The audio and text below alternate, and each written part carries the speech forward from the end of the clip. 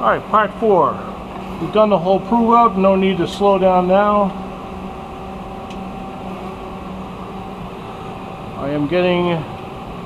I got a full cut on the front, no need to shift the Z-axis.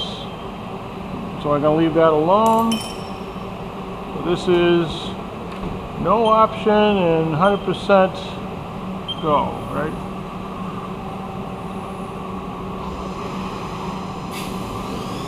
Okay, trust everything now. Alright. So just a review, your X and Z coordinates are machine coordinates from machine home. The X0 is always in the center, so you're always trying to cut diameters with the X.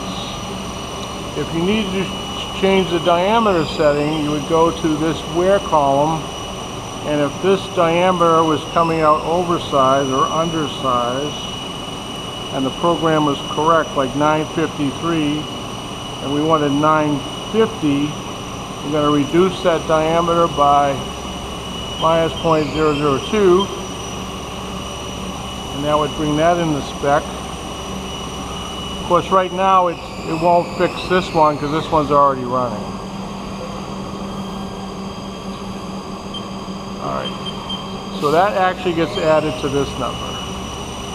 Now back to the other offset page, because I did old school, I did not need to shift the Z.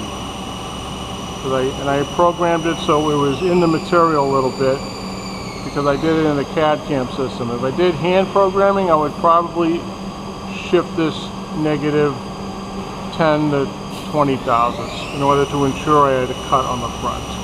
The same idea I use on manual G-code on a mill. Alright, hoping to have this robot running tomorrow with bigger parts once we get all the chest pieces made. And if we wanted to automate this, we could add the bar puller and do the whole chest set, just program it by programs and just keep on pulling the bar. Then I don't have to set my coordinates or manually set them. Alright, right up to the end. Should all be exactly the same.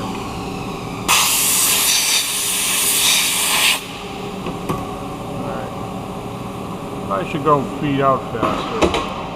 Okay. Done. Alright, that's it here from Suncoast Technical College. And your machinist trainer, the CNC dude at Doherty. Talk to you later.